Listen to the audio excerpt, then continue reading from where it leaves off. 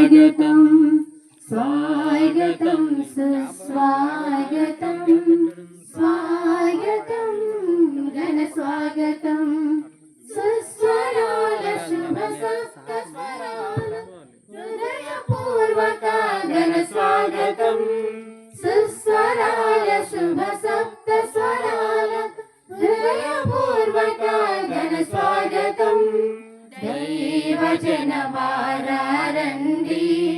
దేవుని దీవెన పొందండి దైవజనవారండి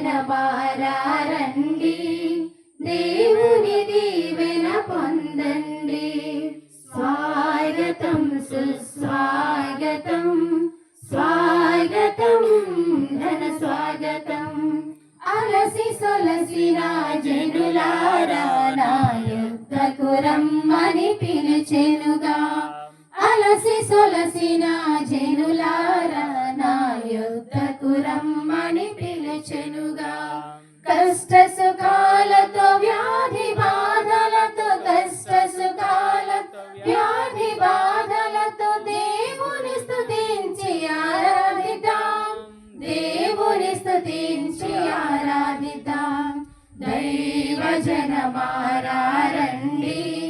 దేవుని దీవెన పొందండి దైవజనమారండి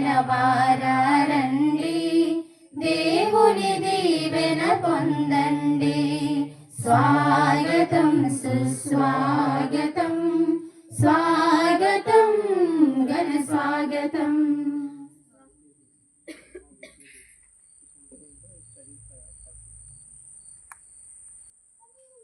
పితా పుత్ర పవిత్రాత్మ నామమున ఆమేన్.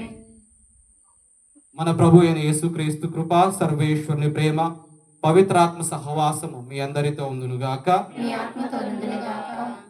క్రీస్తునాథ్యందు ప్రియ విశ్వాసులారా,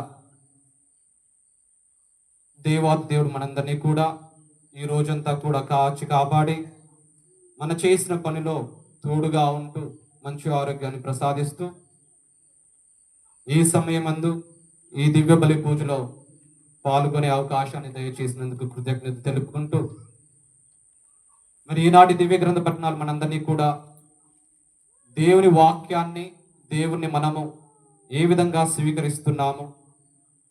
స్వీకరిస్తున్నామా లేక తృణీకరిస్తున్నామా, దేవుడు పంపించిన ప్రవక్తలను, అదే విధముగా దేవుడు వాక్యాన్ని పంపించిన సువార్థికులను మనం ఏ విధంగా స్వీకరిస్తున్నామో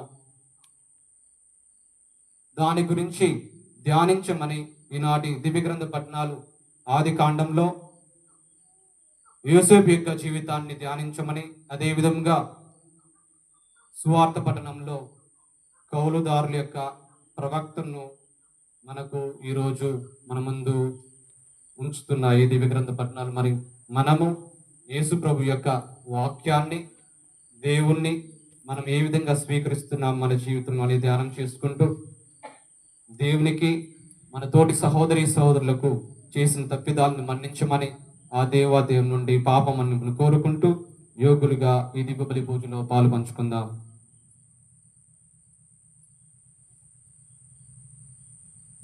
సర్వశక్తి గల సర్వేశ్వరుని చెంతను సహోదరి సహోదరులారా, మీ చెంతను నా పాపములు పంచున్నాను.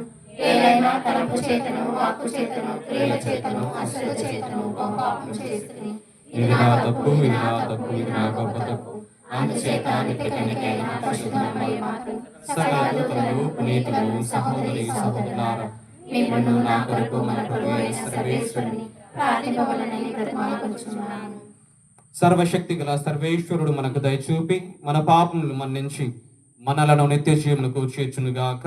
ఆమేన్. ప్రభువా దయచూపుము, ప్రభువా దయచూపుము, క్రీస్తువా దయచూపుము, క్రీస్తువా దయచూపుము, ప్రభువా దయచూపుము. ప్రభువా దయచూపుము. ప్రార్థించుదము. సర్వశక్తి గల ఓ సర్వేశ్వర, మేము ఎంతో ఆశతో నిర్వహించు ప్రాయశ్చిత క్రియల ద్వారా మమ్ము పవిత్రమునర్చుము. మేము చిత్తశుద్ధితో జీవించు రానున్న పాస్క మహోత్సవమును నిర్మల హృదయములతో సమీపించినట్లు కృపచూపుము. నీతోనూ పవిత్రాత్మతోను కలిసి యుగయుగంలో జీవించు పాలించు మా ప్రభు అయిన క్రీస్తు ద్వారా ఈ మనవి చేయుచున్నాము. ఆమేన్.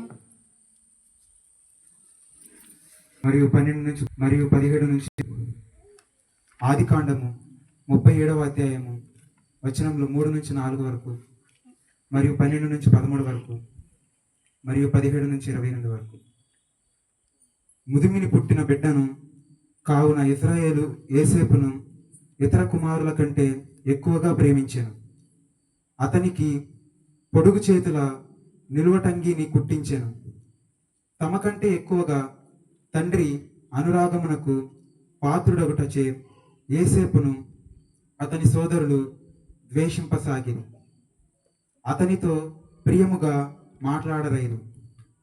యోసేపు సోదరులు తండ్రి మందలను మేపుటకై షేకెము వెళ్ళిరు. తండ్రి యోసేపుతో, నీ సోదరులు షేకెములో మందలను మేపుచున్నారు కదా, రమ్ము, నిన్ను కూడా వారి దగ్గరకు పంపెదను అనెను. యోసేపు, నేను సిద్ధముగా ఉన్నాను అనెను. యోసేపు సోదరులు పట్టిన బాటనే పోయి వారిని దోతానులో చూచెను.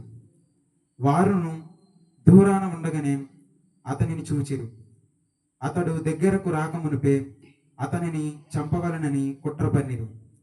వారు, ఇదిగో కలలు గనువాడు వచ్చుచున్నాడు, రండు, వీనిని చంపి గోతిలో పారవేసి అడవి మృగము మృంగివేసినదని చెప్పుదము, వీని కలలను ఏమగునో చూతుము అని తమలో తాము అనుకునిరి. ఇది విన్న రూబేను యోసేపును కాపాడగోరి అతనిని చంపవలదనెను. మనకు ఈ రక్తపాతమేలా, యోసేపును ఈ అడవి అందలి గోతిలో త్రోయుడు, అతనికి ప్రాణహాని చేయకుడు అని వారితో చెప్పెను. ఈ నెపముతో యోసేపును రక్షించి తండ్రికి అప్పగించ వచ్చునని రూబేను తలంచెను. యోసేపు సోదరుల దగ్గరకు వచ్చెను. వారు అతడు ధరించిన పొడవు చేతుల నిలువటంగిని తీసివేసిరి. అతనిని గోతిలో పడవేసిరి. అది వట్టి గొయ్యి, దానిలో నీళ్లు లేవు.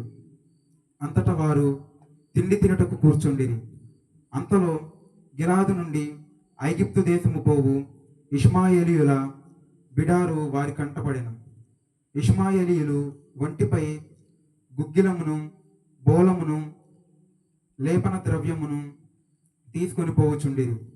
అప్పుడు యూదా తన సోదరులతో, యోసేపును చంపి అతని చావును కప్పిపుచ్చిన మనకు మేలిమి కలుగును, రండు, అతనిని ఇష్మాయేలీయులకు అమ్మివేయుదము, మనము అతనికి హాని చేయరాదు, అతడు మన నెత్తురు కండులు పంచుకొని పుట్టిన తమ్ముడు గదా అని చెప్పెను.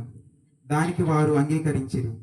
ఈ లోపల మిద్యాను వర్తకులు యోసేపు ఉన్న గోతి మీదుగా వెళ్ళుచుండిరి. వారు అతనిని పైకి లాగిరి. అతనిని 20 నాణెములకు ఇష్మాయేలీయులకు అమ్మిరి. ఇష్మాయేలీయులు యోసేపును ఐగుప్తు దేశమునకు కొనిపోయిరి. ఇది ఏలిన వారి వాక్కు.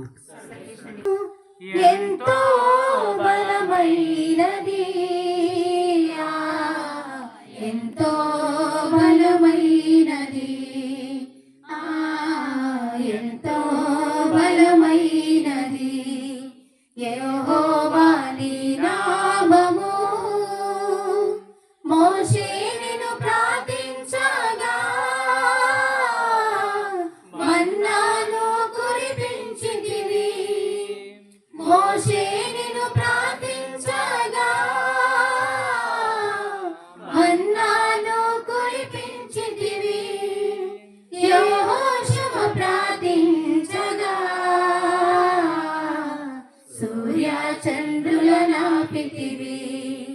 యెహోషువ ప్రార్థించగా సూర్య చంద్రుల నాపితివి. యెహోవా నీ నామము ఎంతో బలమైనది,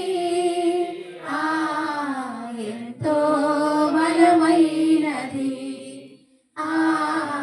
ఎంతో బలమైనది యెహోవా నీ నామము.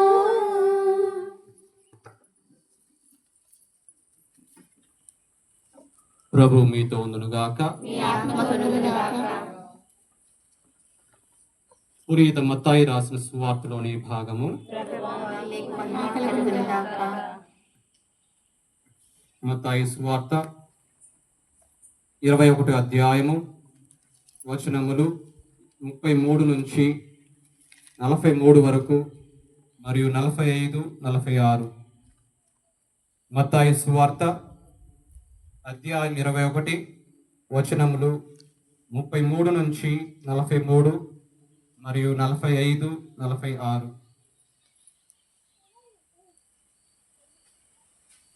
మరి ఒక ఉపమానమును ఆలకింపుడు.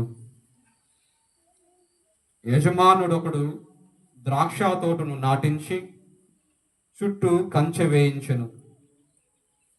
గానుగ కొరకు గోతిని త్రవ్వించి గోపురము కట్టించి కాపులకు కౌలు ఇచ్చి దూర ప్రదేశమునకు వెడలెను. ద్రాక్ష పండ్లు కోతకు వచ్చినప్పుడు తన భాగమును తెచ్చుకునుటకై కౌలుదారుల యొద్దకు తన సేవకులను పంపెను. కాని వారు యజమాని సేవకులను పట్టుకొని ఒకరిని కొట్టిరి, ఒకరిని చంపిరి, మరి ఒకరిని రాళ్ల దెబ్బలకు గురి చేసిరి. అప్పుడు ఆ యజమానుడు ముందటి కంటే ఎక్కువ మంది సేవకులను పంపెను. కౌలుదారులు వీరిని కూడా అట్లే చేసిరి. అప్పుడు ఆ యజమానుడు తన కుమారుని వారు అంగీకరింతురని తలంచి అతన్ని వారి యొద్దకు పంపెను. అప్పుడు ఆ కౌలుదారులు ఆ కుమారుని చూచి, ఇదిగో ఇతడే వారసుడు, ఇతన్ని తుదముట్టింతము రెండు, ఈ ఆస్తి మనకు దక్కును అని తమలో తాము చెప్పుకొని వాణ్ణి పట్టుకొని ద్రాక్ష తోట వెలువల పడద్రోసి చంపిరి. కాబట్టి ద్రాక్ష తోట యజమానుడు వచ్చినప్పుడు ఆ కౌలుదారులను ఏమి చేయును అని యేసు ప్రశ్నించెను. ఆ దుష్టులను మట్టుపెట్టి కోత కాలమున తన భాగమును చెల్లింపగల ఇతర కౌలుదారులకు ఆ భూమిని గుత్తకిచ్చును అని వారు సమాధానమిచ్చిరి. అప్పుడు యేసు వారితో, మీరు లేఖనము లందెన్నడు చదవలేదా? ఇల్లు కట్టువారు త్రోసివేసిన రాయి ముఖ్యమైన మూలరాయి ఆయను. ఇది ప్రభు ఏర్పాటు చేసిన ఎంత ఆశ్చర్యకరము. అందువలన దేవుని రాజ్యము మీ నుండి తొలగించబడి తగిన ఫలము ఇచ్చు వారికి ఇయ్యబడునని నేను మీతో నిశ్చయముగా చెప్పుచున్నాను. ప్రధానార్చకులు పరిసయ్యులు యేసు ఉపమానములను విని ఇవన్నీ తమ్ము గూర్చియే అని గ్రహించిరి. వారు ఆయనను బందిగా పట్టుటకు ప్రయత్నించిరి. కానీ యేసు ప్రవక్త అని భావించిన జనసమూహములకు భయపడిరి. ఇది క్రీస్తు సువిశేషము.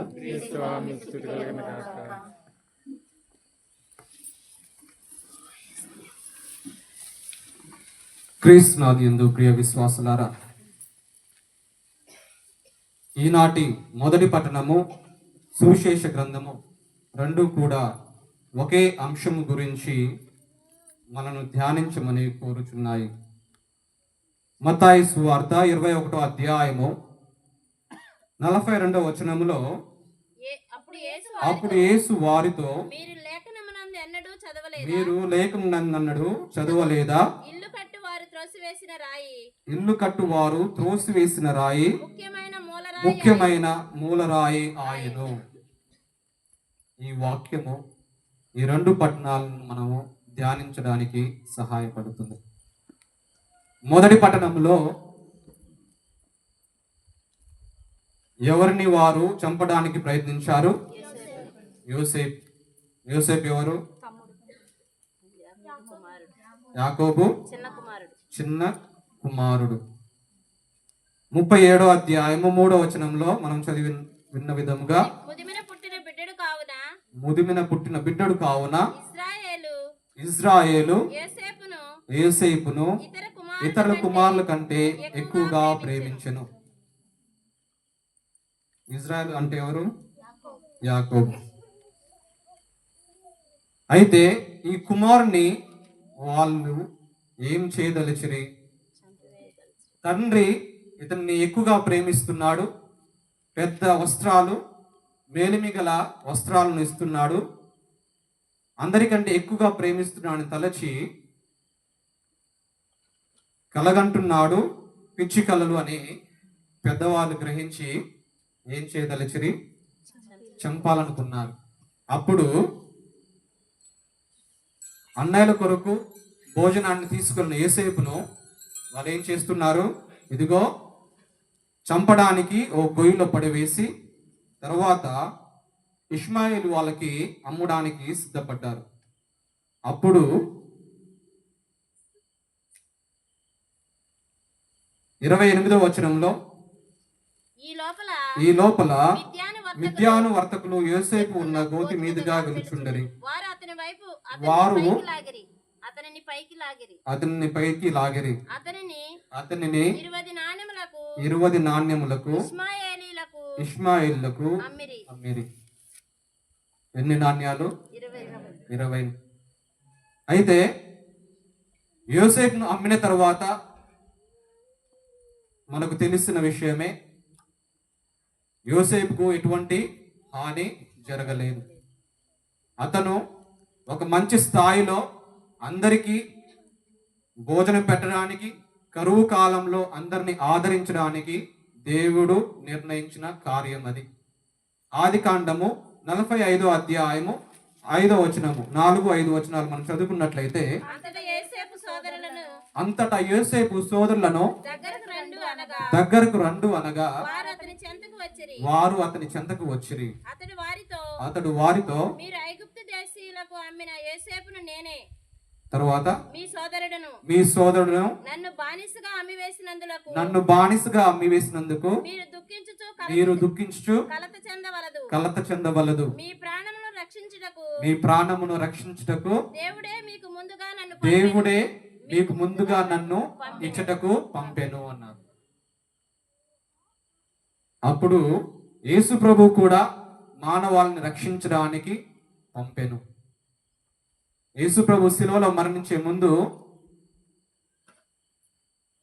దేవా వీరు చేయుచున్నది వీరు ఎరుగరు, వీరిని క్షమింపుడు అని యేసు ప్రభు పలికారు శిలువలో. ఇప్పుడు యేసు పలికిన మాటలేంటి? మీరు నన్ను అమ్మి వేసినందుకు మీరు కలత చెందవలదు, దుఃఖించవలదు. అది దేవుడు నన్ను మీకంటే ముందే నన్ను ఇక్కడికి పంపి ఉన్నారు మీ ప్రాణాలు రక్షించడానికి. వాళ్ళు అక్కడికి ఎందుకు వచ్చారు? వాళ్ళు కుటుంబ సభ్యులు గింజల కోసం, ధాన్యం కోసము కరువు కాలంలో ఉన్నప్పుడు, ఏమి లేనప్పుడు అక్కడికి వచ్చారు. అక్కడికి వచ్చినప్పుడు యోసేపే అక్కడ వాళ్ళ తమ్ముడే అధికారిగా ఉన్నారు. అప్పుడు ఆయన తిట్టలేదు, కొట్టలేదు, శపించలేదు ఎందుకు ఇలా చేశారని, కానీ దీవించాడు, మంచి మాటలు పలుకుతూ వారిని హత్తుకున్నాడు. మరి వాళ్ళు యోసేపును ఎంత పెట్టి అమ్మేశారు? ఎన్ని నాణ్యాలు? యేసు ప్రభుని కూడా అమ్మేశారు. ఎవరు? యూదా ఇస్కారియోతు. ఎవరు యూదా ఇస్కారియోతు? శిష్యులు. ఇక్కడ ఎవరు అమ్మేశారు యోసేపును? అన్నదమ్ములు. అంటే అక్కడ యేసు ప్రభుని అమ్మేసింది కూడా సొంత ప్రజలే. ఎన్ని నాణ్యాలు? 33, 30, 20? 33. మత్తయి సువార్త 27వ అధ్యాయము 3వ వచనము. యూదా ఇస్కారియోతు యేసు ప్రభును అమ్మి వేస్తున్నాడు. గురుద్రోహియగు యూదా యేసునకు శిక్ష విధించడం చూచి పశ్చాత్తాపం పొంది ఆ 30 వెండి నాణ్యములు యోసేపును అమ్మినప్పుడు 20 నాణ్యాలు, యేసు ప్రభువుని యూదా ఇస్కారియోతు అమ్మినప్పుడు 30 నాణ్యాలకు అమ్మి వేస్తున్నాడు. యేసు ప్రభు మానవాళందరికీ రక్షకుడు ఆయను. యోసేపు అలనాడు ఇజ్రాయెల్ ప్రజల్లో కరువు కాలం ఉన్నప్పుడు ఆదుకున్నాడు. ఆయన కూడా అక్కడ రక్షకుడు అవుతున్నాడు. మరి ఈరోజు మనం విన్న సువార్తలో, మత్తయి సువార్త 21వ అధ్యాయం, భూస్వామి కౌలుదారులు. భూస్వామి ఎవరు? భూస్వామి ఎవరు? యేసు ప్రభువా? యజమాని భూస్వామి తండ్రి అయిన దేవుడు. ద్రాక్ష తోట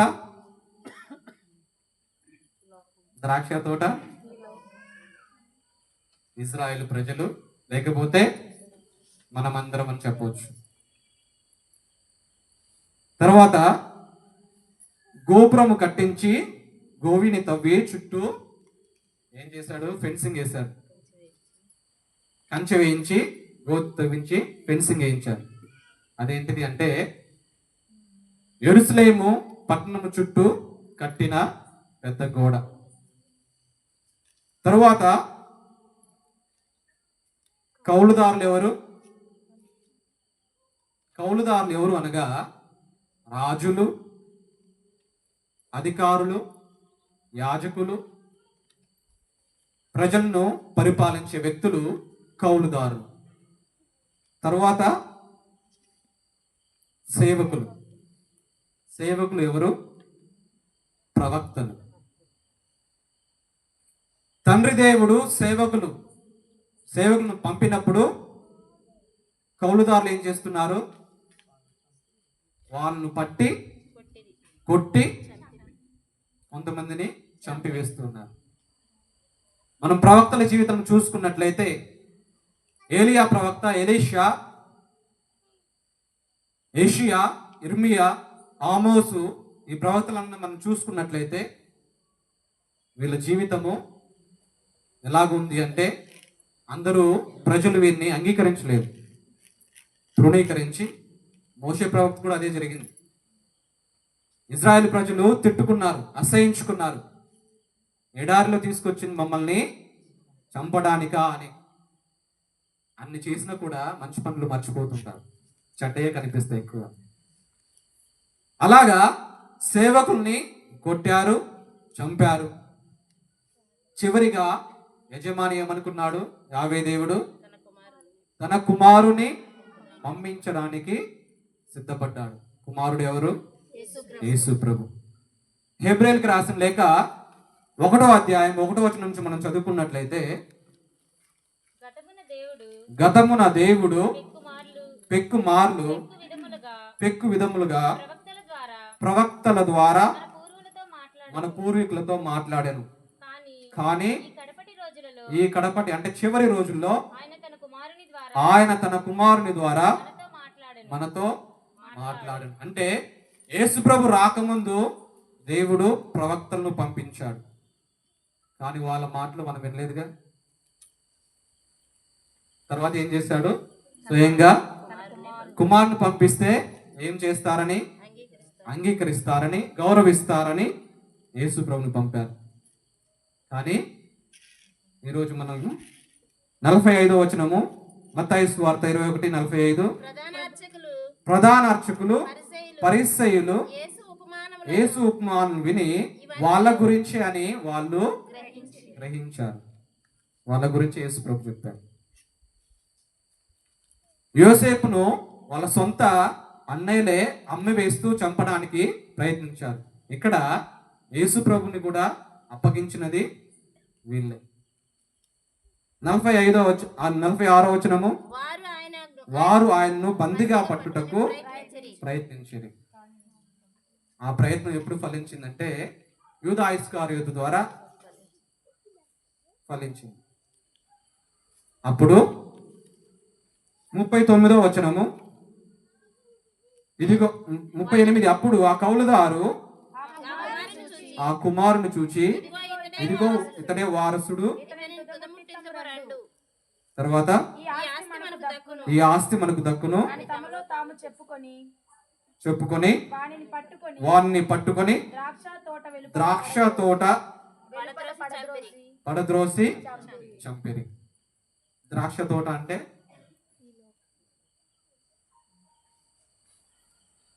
వెలుపల అంటే లోపల, వెలుపల, బయట.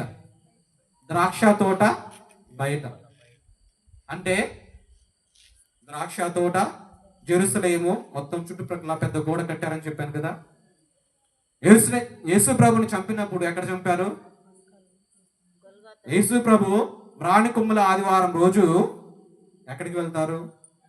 యెరూషలేము దేవాలయానికి వెళ్తారు. శ్రమలను అనుభవించడానికి, మరణించడానికి యెరూషలేముకి వెళ్ళినప్పుడు నింద మోపి శిలువను మోపించి యెరూషలేము బయట, నగరం బయట ఎక్కడ?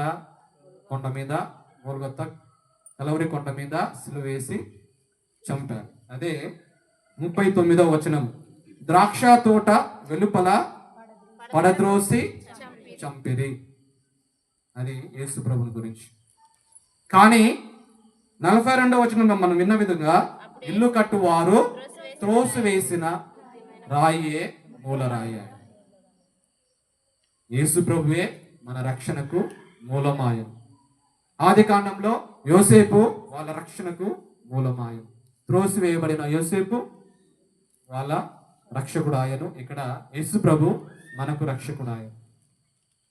ఇది ఈనాటి దివ్య గ్రంథ పఠనాలు మనను బోధిస్తూ ఉన్నాయి. మరి మనము దేవుడు పంపించిన సేవకులను ఏ విధంగా స్వీకరిస్తున్నాము?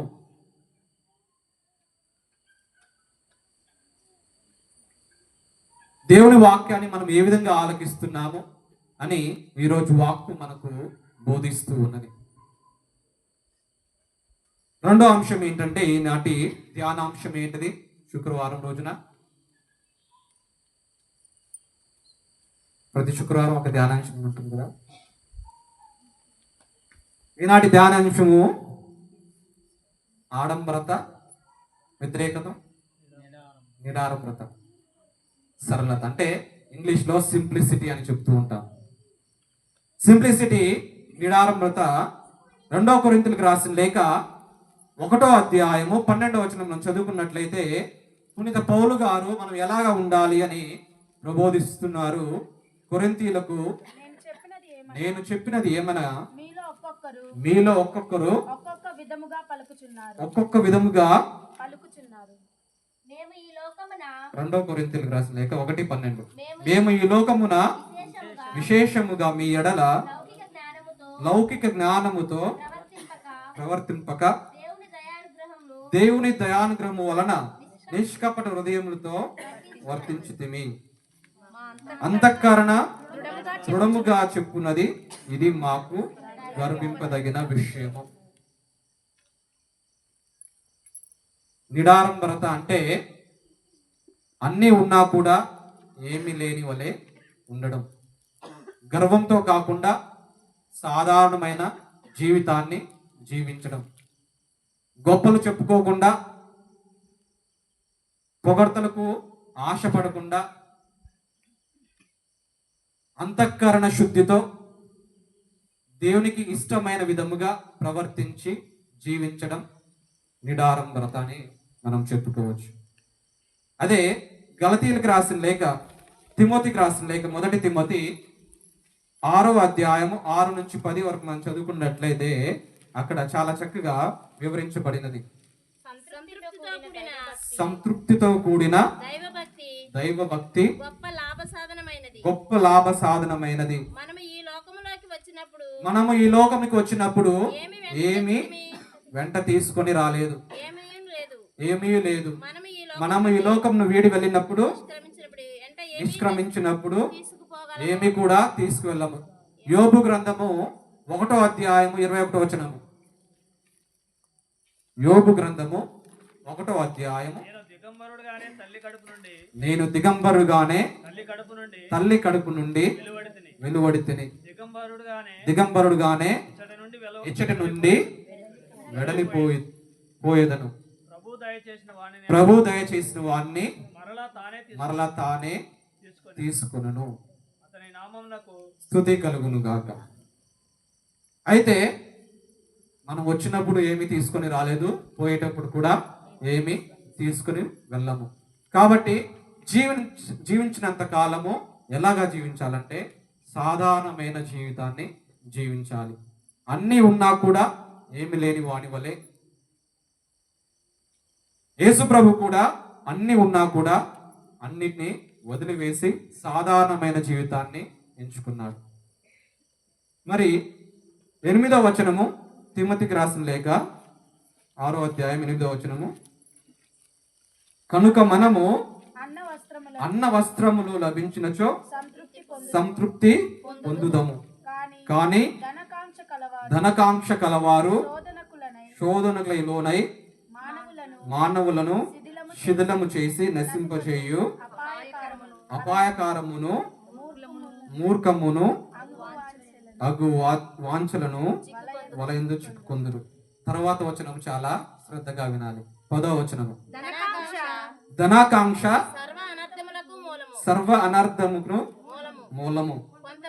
కొంతమంది అట్టి విపరీతమైన ధనకాంక్షచే తమ విశ్వాసం నుండి తొలగిపోయి ఇది మనకు మానవులకు చాలా వర్తిస్తుంది. ధనాకాంక్ష, అవునా? కానీ ధనాకాంక్ష సర్వ అనర్థాలకు మూలం. కాబట్టి మనము ఏ విధంగా జీవిస్తున్నాము? ధనం ఉండడం తప్పు కాదు. నిన్న అదే వాక్యాన్ని బోధించాను. నిన్నటి సువార్త ఏంటిది? లూకా సువార్త. ధనికుడు లాజరు, ధనవంతుడు లాజరు.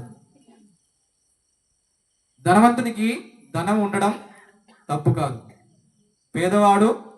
పేదవాడిగా ఉండడం తప్పు కాదు.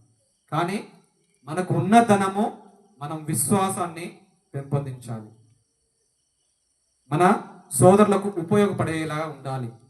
కానీ ధనవంతుడు అది చేశాడా? చేయలేదు. లాజరు పరలోకానికి వెళ్ళాడు, ధనవంతుడు నరకానికి వెళ్ళాడు. ఎందుకు? ఉన్నదాన్ని సక్రమముగా ఉపయోగించుకోలేదు.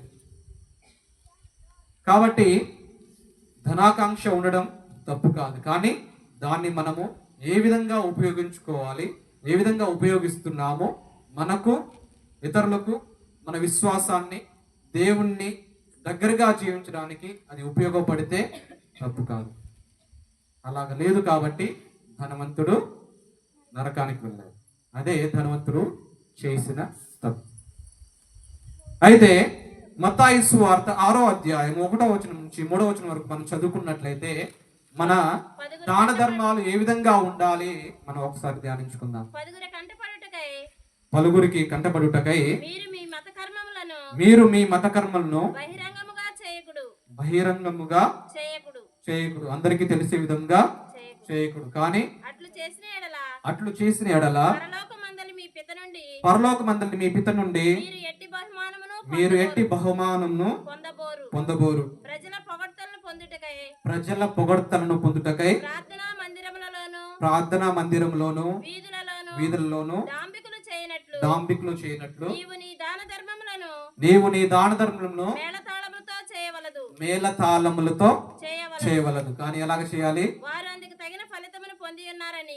తర్వాత వచనము, నీవు దానము చేయనప్పుడు నీ కుడి చేయి చేయనది నీ ఎడమ చేతికి తెలియకుండానట్లు రహస్యముగా చేయుడు.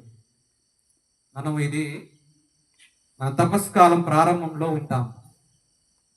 విభూతి బుధవారం రోజున దాన ధర్మాలు ఎలాగ చేయాలంట? మన కుడి చేయి చేయనది ఎడమ చేతికి తెలియకూడదు. తర్వాత తాళమేళాలతో చేయకూడదు, బహిరంగముగా చేయకూడదు. కానీ ఇప్పుడు చెప్పేది కొంచెం చెప్పడానికి నాకు కష్టం, వినడానికి మీకు కష్టం. మన క్రైస్తవులకి ఇష్టమైన పని ఏంటంటే, మనం దేవాలయానికి కానీ దేవునికి కానీ కానుకలు అర్పించినప్పుడు మనం ఏం చెప్తుంటాము? మైక్లో కానీ పూజలో కానీ దివ్యబలి పూజలో అనౌన్స్మెంట్స్ కోసం ఎదురు చూస్తూ ఉంటాం. ఆదివారం రోజున మనము కానుకలు ఉండిలో వేసినప్పుడు మనం ఎంత వేసామో మన పొరుగువాడికి కూడా తెలియదు. చెప్తారా? ఎవరైనా అడిగితే చెప్పరు. కానీ మన క్రైస్తవులు ఎక్కడైనా కాదు, అన్ని దేవాలయంలో మనం కానుకలుగా వస్తువులు ఇచ్చినప్పుడు మాత్రం దాని మీద యోహాను కుటుంబం సమర్పించారు గుడికి కానుకగా అని వెనకాల అన్ని కుర్చీల మీద, బెంచుల మీద, ఫ్యాన్ల మీద, బల్లల మీద రాసిస్తుంటారు. మన కుడి చేయి చేయనది ఎడం చేయికి తెలియనట్టుగా. చెప్పకపోయినా మాత్రం రాసుంటే అందరు చదువుతారు కదా. మరి మన దాన ధర్మాలు ఏ విధంగా ఉంటున్నాయి అంటే, మనము ఆడంబరమైన జీవితాన్ని జీవిస్తున్నామా, పొగడ్తల కోసం జీవిస్తున్నామా, ఏ విధంగా జీవిస్తున్నామని ఈరోజు మనం ధ్యానం చేసుకోవాలి. చిన్న ఉదాహరణ,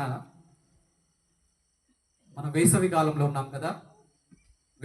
వేసవి కాలంలో చన్నీటి కోసం మనం ఏమి కొంటూ ఉంటాము? సహజముగా పేదవాడిది కుండ.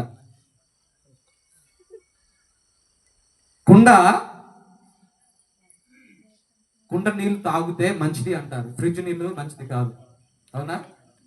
అందుకే ఇప్పుడు మార్కెట్లో రోడ్ల మీద, వీధుల్లో, రోడ్ల పక్కన కుండ కప్పులు, గ్లాసులు, బాటిల్ కూడా అమ్ముతున్నారు. ఇప్పుడు బాటిల్ కూడా వచ్చేసారు. కుండ నీరు మంచిది త్రాగడానికి. కుండ దేని నుండి చేయబడినది? మట్టి నుండి చేయబడింది. అయితే ఒక ముసలావిడకి ఒక కడవ ఉంది. కడవ తెలుసుగా, ఎలాగుంటది? ఇలా మోసుకొని వెళ్తారు కదా కర్రకి. కావడికి 2 కుండలు కట్టేసి తీసుకెళ్తుంటారు కదా. అయితే ఒక ముసలావిడికి కావడి ఉంది. కొంచెం దూరం సెలయేరుకి వెళ్ళి నీరు తీసుకొని తన గృహానికి మోసుకు వెళ్ళాలి. ఇలాగా మోసుకు వెళ్ళే తరుణంలో 2 సంవత్సరాల పాటు అలా మోసుకు వెళ్తుంది. కానీ ఒక కుండకి చిల్లు ఉంది, రంధ్రం ఉంది. విన్నారా? వినే ఉంటారు కొంతమంది. ఒక కుండకి రంధ్రం, చిల్లు ఉంది. అది గ్రహించిన వేరే కుండ చూసి హేళన చేస్తూ, ఇదిగో నా యజమాని నేను నిండుగా మొత్తం నీరుని తీసుకొస్తున్నాను ఇంటికి, నువ్వు మాత్రం అక్కడ నుండి ఇంటికి వచ్చేసరికి మొత్తం నీరంతా కూడా పోతున్నాయని హేళన చేస్తూ బాధాకరమైన మాటలు మాట్లాడినప్పుడు, ఈ పగిలిన కుండ, ఆ రంధ్రం ఉన్న కుండ ఆ యజమానురాలతో ఇప్పుడు చెప్తుంది, ఇదిగో ఈ బాధ నేను భరించలేను, నన్ను తీసివేసి వేరే కుండని నువ్వు కొనుక్కో అని చెప్తుంది. అయితే ఆ ముసలావిడ యజమానురాలు, ఇదిగో నీకు ఆ రంధ్రం ఉందని నాకు తెలుసు, నువ్వు దాని గురించి బాధపడకు, ఆ రంధ్రం ఉందని నాకు తెలుసు, ఉంది కాబట్టి నేను ఈ 2 సంవత్సరాలు కూడా అలాగే ఉపయోగించాను. నీవు ఇటువైపున పోయే మార్గంలో నేను ఆ త్రోవలో కొన్ని పూల విత్తనాలు చల్లాను. అక్కడ నుండి గృహానికి వచ్చే సమయంలో ఆ నీళ్లు పడడం ద్వారా ఆ త్రోవ పక్కనంతా కూడా పూల మొక్కలు ఎదిగి మంచి పూలను పూస్తున్నాయని ఆ స్త్రీ, ఆ యజమానురాలు చెప్పింది. అప్పుడు తన గొప్పదనాన్ని గ్రహించి ఆ కుండ గర్వించింది. కానీ ఇంకో కుండ హేళన చేసింది. అయితే మనం ఇక్కడ నుంచి నేర్చుకోవాల్సింది ఏంటంటే, ఈ కుండ యొక్క లక్షణం ఏంటి? మట్టి నుంచి తయారు చేయబడింది. పగలు కొడితే ఎక్కడికి వెళ్తుంది? మళ్ళీ మట్టిలోనికే వెళ్ళిపోతుంది. ఒకానొక సందర్భంలో ఈ కుండను ఒక వ్యక్తి అడిగినప్పుడు, ఇదిగో నువ్వు అన్ని సందర్భాల్లో నీటిని పెట్టినప్పుడు చల్లగానే ఉంటుంది, ఎందుకు అని ప్రశ్నించినప్పుడు, కుండలో నీళ్లు పోసినప్పుడు చల్లగా అవుతుంది కదా, ఎందుకు? ఎండాకాలమైనా, వర్షాకాలమైనా, శీతాకాలమైనా, అన్ని కాలాల్లో, అన్ని సందర్భాల్లో చల్లగానే ఉంటుంది. అంటే ఎటువంటి గర్వం కానీ, ఎటువంటి ఆడంబరం కానీ ఉండకుండా యథావిధి మట్టే, తర్వాత పగిలినప్పుడు కూడా మట్టే. ఎందుకు అంటే, ఇదిగో నా స్థితి నాకు తెలుసు, నేను కుండగా ఉన్నప్పుడు నేను మట్టియే, పగలగొట్టినప్పుడు కూడా నేను మట్టే. అందులో గర్వించదగ్గ విషయము ఏమీ లేదు. నా స్థితిగతులు నాకు తెలుసు, నేను ఎక్కడి నుంచి వచ్చానో నాకు తెలుసు. అటువంటి నిడారంభర జీవితాన్ని మనము జీవించాలి. మన స్థితిగతులు, మన విలువలు మనకు తెలిసినప్పుడు వేరే వాళ్ళని మనము హేళన చేసి మాట్లాడడం కానీ, లేకపోతే చిన్న చూపు చూడడం కానీ మనము చేయడానికి ఇష్టపడము. మరి అటువంటి సమాజంలో మనం జీవించే సందర్భంలో దేవుని వాక్కు మనకు ఇలాంటి గొప్ప సందేశాన్ని అందజేస్తుంది. కాబట్టి ప్రియ విశ్వాసులారా, దేవుని వాక్యాన్ని అనుసరించి మన జీవితాలను మనము మార్చుకోవడానికి ఈ తపస్సు కాలంలో దేవునికి దగ్గరగా జీవించడానికి ప్రయాసపడుతూ దేవుని ఆశీస్సుల కోసం, అనుగ్రహం కోసం ఈ దీపబలి పూజలో ప్రత్యేక విధంగా ప్రార్థించుకుందాం.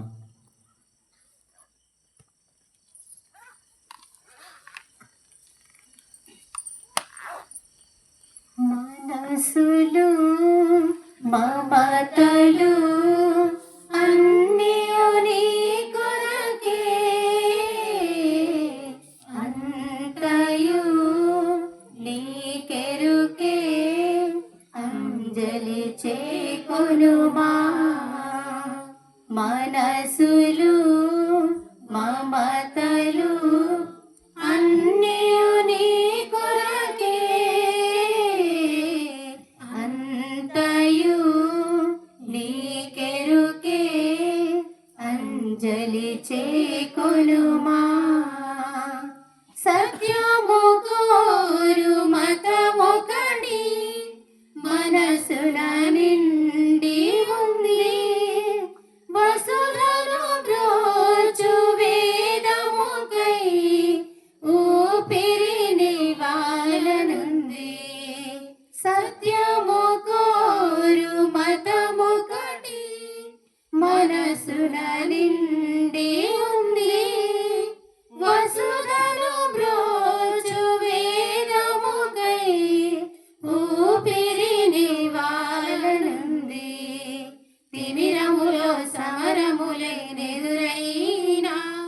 నీ ప్రేమకు నా ప్రాణం బదులైనా. తిమిరములో సమరములైనెదురైనా,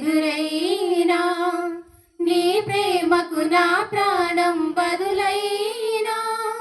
ఎన్నెన్నో ఆటంకములెన్నో వెంటాడినను యేసువా, తొలగిపోను నీ పదములు. మనసులు మమతలు అన్నియు నీ కొరకే, అంతయు నీకెరుకే, అంజలి చేకొనుమా. సహోదరి సహోదరులారా, నేనును మీరును అర్పించిన ఈ బలి సర్వశక్తి గల పితైన సర్వేశ్వరునికి అంగీకారం అన్నట్లా ప్రార్థింపుము. కొరకును మన ప్రయోజనము కొరకును తన పవిత్ర శిశవ ప్రయోజనము కొరకును మీ కర్మల ద్వారా ఈ బలిని స్వీకరించునుగాక.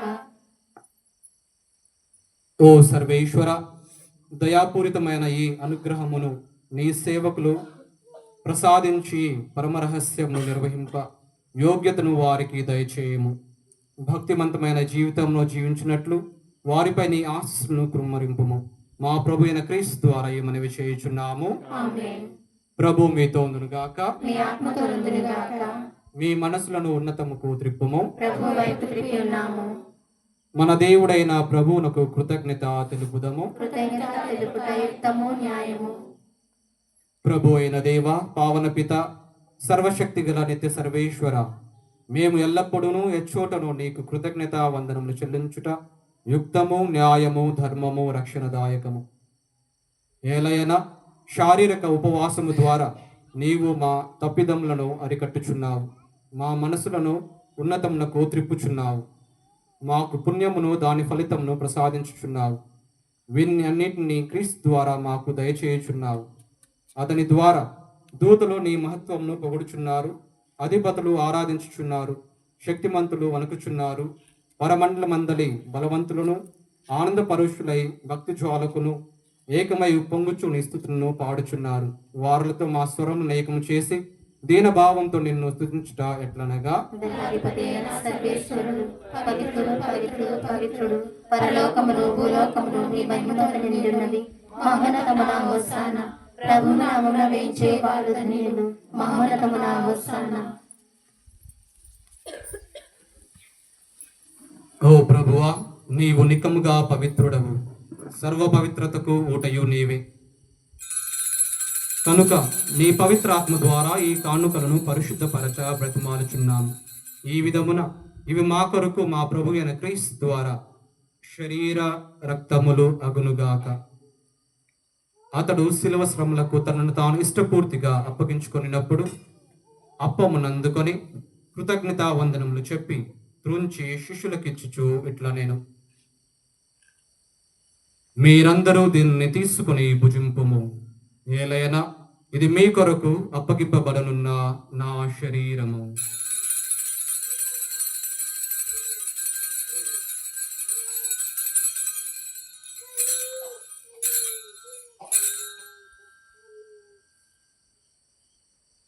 ఆ విధముననే భోజనానంతరము పాత్రమునందుకొని మరలా నీకు కృతజ్ఞత వందనములు చెప్పి శిష్యులకిచ్చుచు ఇట్లా నేను, మీరందరూ దీనిని తీసుకొని దీని నుండి పానము చేయుడు. ఏలైనా ఇది నూతన నిత్య నిబంధన యొక్క నా రక్తపు పాత్రము. దీనిని మీ కొరకును అనేకుల కొరకును పాప పరిహారమునకై ధారబోయబడును. దీనిని నా జ్ఞాపకార్థము చేయుడు.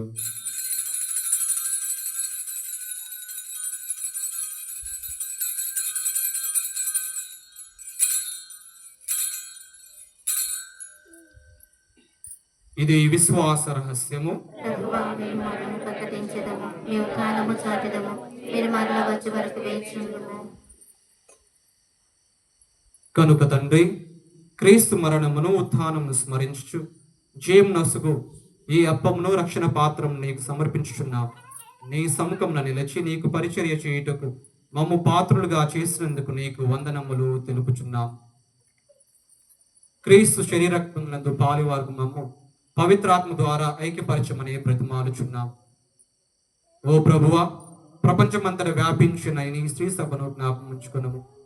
మా ఫ్రాన్సిస్ జగద్గురువును, మా జోసెఫ్ రాజారావు పీఠాధిపతిని, గురువులందరితో పాటు మమ్మను నీ ప్రేమయందు పరిపూర్ణము చేయము. నీవు ఈ లోకం నుండి పిలుచుకునిన గుడిమల్ల యేసు, వనజ కుమారి అను నీ సేవకులను జ్ఞాపముంచుకునము. జ్ఞానస్నానం ద్వారా క్రీస్తు మరణంలో భాగస్థులైన వీరు అతని ఉత్థానమందు పాల్గొనుగాక. ఉత్థాన మగుదమై నమ్మికతో చనిపోయిన మా సహోదరి సహోదరులను, నీ కనికరమందు చనిపోయిన వారందరినీ జ్ఞాపకముంచుకునము. వారిని నీ దివ్య ప్రకాశంలోనికి చేర్చుకునము. మా అందరిపై దయచూపి దేవుని కన్యతలేగు మరియమాతతోను, పునీత అపోస్తులతోను, పునీత ఫ్రాన్సిస్ ది సాలెస్ వారితోను, పునీత అన్నమ్మ వారితోను, ఆది నుండి నీకు సేవ చేసిన పుణ్యాత్ములందరితోనూ మాకు నిత్య జీవితంలో భాగము దయచేయము. అప్పుడు వారితో కలిసి మేము నీ కుమారుడు యేసుక్రీస్తు ద్వారా నిన్ను స్తుతించి మహిమపరచదము.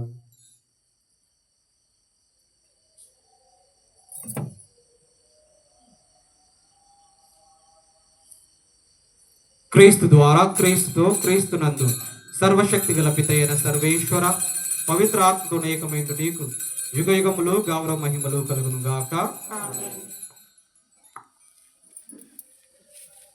మన రక్షకుడు నేర్పించిన పరమోపదేశం అనుసరించి ప్రార్థింప సాహసింతము. మీ నామ పూజితమైన గాక, మీ రాజ్యము వచ్చిన గాక, మీ చిత్తము పరలోకమందున నెరవేరినట్లు భూలోకమందున నెరవేరును గాక. నానాటికి కావలసిన మాయనము మాకు నెటికి అనుగ్రహింపుము. మా యొక్క అప్పబడిన వారిని మేము మన్నించినట్లు మాకు మనవింపుము. మమ్మల్ని శోధనయందు ప్రవేశింపనివ్వక కీడుల నుండి మమ్ము రక్షింపుము. ప్రభువా, అన్ని కీడు నుండి మమ్ము రక్షింపుము. మా ఈ రోజులో మాకు శాంతిని ప్రసాదింపుము. నీ దయానుగ్రహం వలన పాపం నుండి మమ్ము విముక్తులను చేసి అన్ని కలతల నుండి సర్వదా కాపాడుము. మేము మోక్షానందమును మా రక్షకుడైన యేసుక్రీస్తు ఆగమను నిరీక్షించుచుందుము.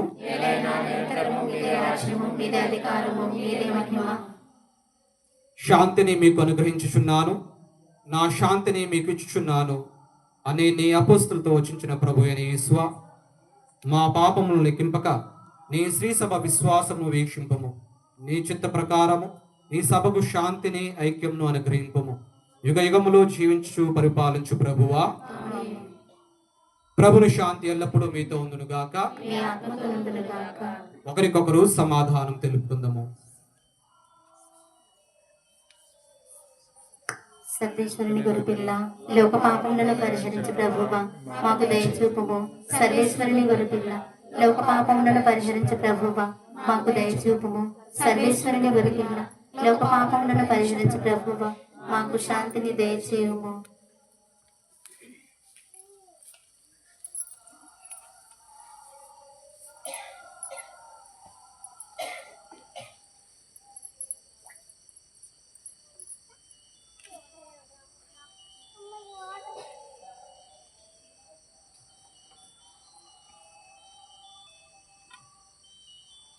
ఇదిగో సర్వేశ్వరుని గొర్రెపిల్ల, ఇదిగో లోక పాపములను పరిహరించు ప్రభు.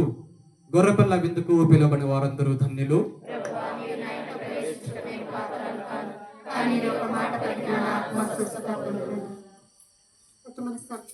సర్వేశ్వర స్వామి దేవవారు మితిలేని సకల అధికంగా ప్రేమిస్తున్నాను. చేసినందువలన మనస్తాపడుచున్నాను స్వామి, మహాపడుచున్నాను స్వామి, మనస్తాపడుచున్నాను స్వామి. ఇక మీదట ఏమైనా పాపము చేయనని నిన్ను మనసులో గట్టి ప్రతిజ్ఞ చేయుచున్నాను స్వామి. యావే దేవుడు ఆనాడిచ్చెను మన్నా భోజముగా, యావే కుమారుడు ఈనాడిచ్చెను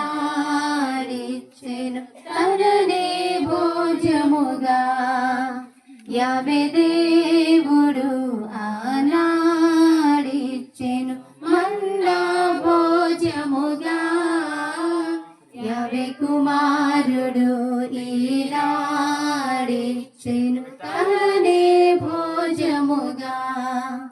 మన్నా వలన మన్నన లేదు మనుజులకి భూమిలో, మన్నా వలన మన్నన లేదు మనుజులకి భూమిలో.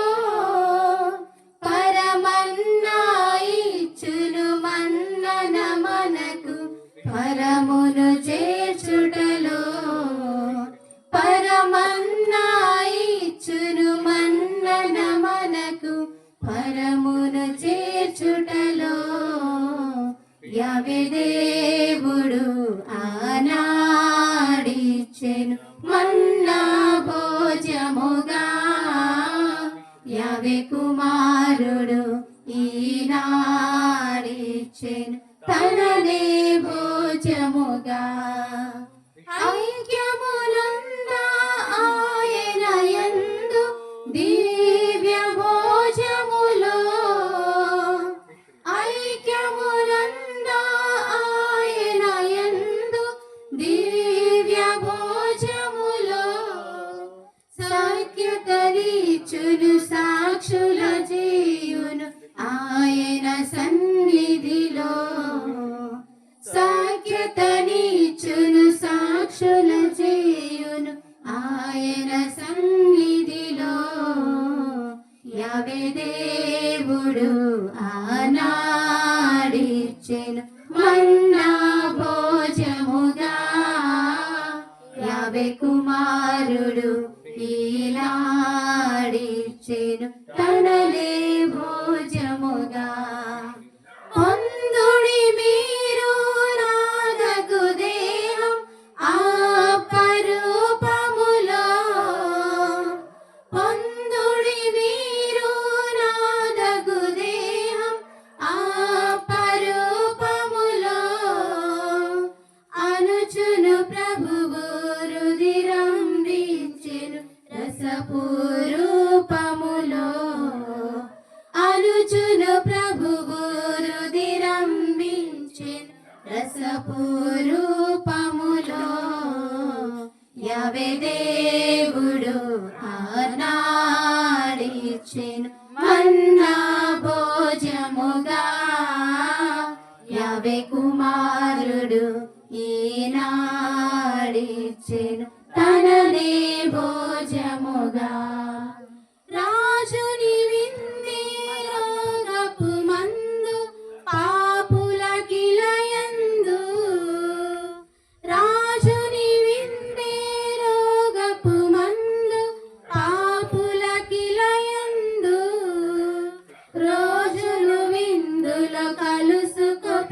ప్రభుని కనులకు విందగును. రోజును విందులో కలుసుకో ప్రభుని కనులకు విందగును.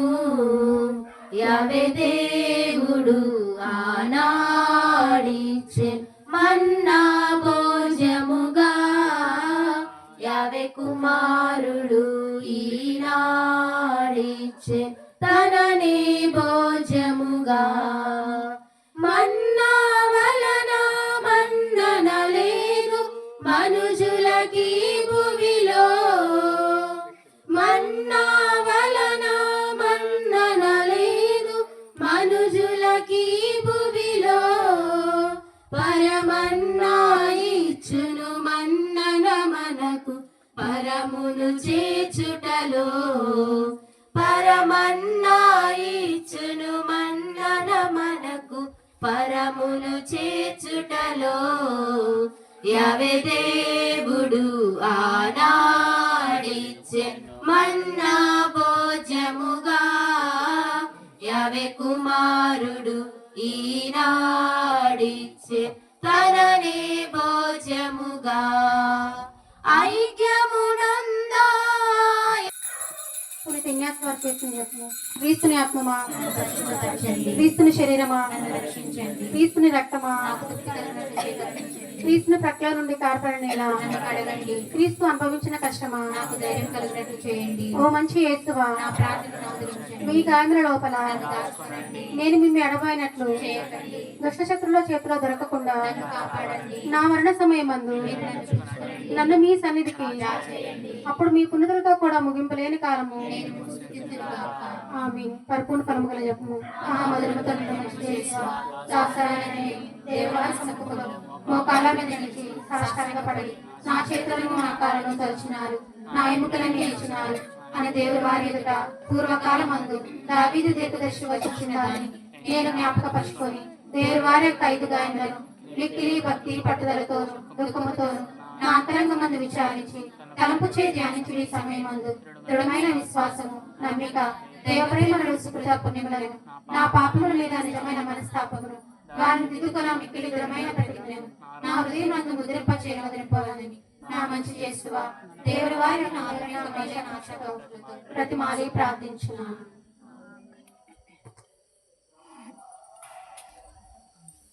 ప్రార్థించుదము.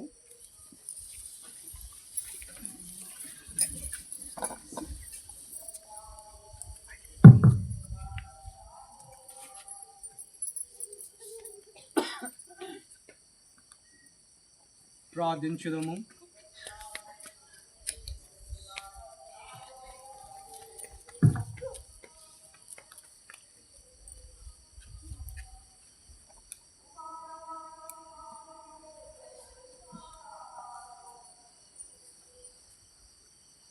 ఓ ప్రభువా, దివ్య ప్రసాదమును నిత్య రక్షణ వాగ్దానముగా స్వీకరించిన మేము మా జీవితములను అందుకు ఉపయుక్తముగా మలచుకొని మా కొరకు సిద్ధపరిచిన మోక్ష భాగ్యమును అర్హులము అగ్దముగాక.